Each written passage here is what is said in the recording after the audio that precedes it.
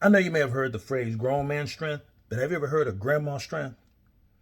I remember when I was the oldest of grandchildren. I was, the baby of the family. My uncles and aunts and my grandmother had 13 kids. My mom was like the second oldest. So a lot of my aunts and uncles were still teenagers and adolescents while I was a kid growing up in the same household. And I remember my Uncle Joe, who was a big, strong dude, used to eat. Look, he was on a plant-based diet. Didn't know it. All he used to eat was black-eyed peas, pinto beans, and all that kind of stuff. He tried to square up against my grandmama one day, and I remember because we were in the brick house, Park Avenue, right across the street from Streety Park, and there was a divider up.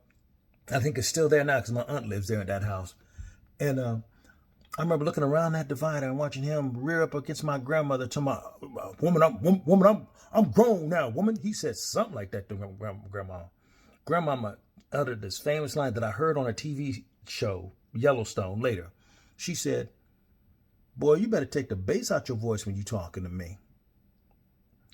And he barked at her one more time. I saw my compact grandmama take her little bitty hand that balled up into a soft fist. She put that boy across the room into the divider that I was standing next to. He commenced to realizing he was not in his weight class. And you would have thought after seeing that, I would have learned this is not what you do. I pulled the same stunt on my mama one day. Anderson, Indiana, 1032 Nickel Avenue. You know, I remember the address because my mom's about, I ain't but 5'5" on a good day. My mom's 5'0", 5'1". And at the time she was a $125, if that. $125, $130. During the traffic jam on our street, we were Main Street in Anderson at the time, going downtown on Nickel Avenue. And I said something to my mama. I forget what it was because what I remember was the effect.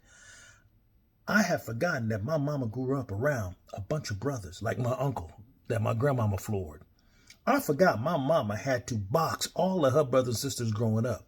Somebody forgot to tell me that my mama, well, I forgot because I forgot my mama and I love boxing. I forgot that my mama don't just love boxing. My mama can box. Y'all don't hear me. My mama can. She taught me the fundamentals of boxing, and I can box. She can fight. Before I knew it, I said, I ain't doing, before I knew it, she had grabbed me around my hip, flipped me over with a judo move, put her knee on my throat, and said, boy, if you ever, because she hit me in the solar plexus, first thing, lost all my air. Then she took me and flipped me over, put her foot or knee on my throat and said, boy, if you ever raise your voice to me again like that, I'll hit you hard next time.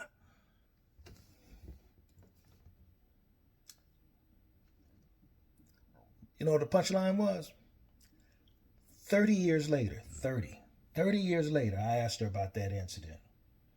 You know, she told me, she said, baby, I hit you with all I had that day. I had to make you think I could hit you harder.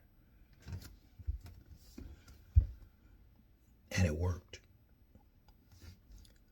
Right now, I outweigh my mom. I'm bigger and stronger than my mom, but I'm going to tell you to this day, I don't want no part of that knee or that elbow or that solar plexus punch. Because I know she could put my liver to shame because she in the range to hit it now. But you know what? I don't want none of that smoke. I don't want none of that smoke. If you got one of them black mamas, you know exactly what I'm talking about.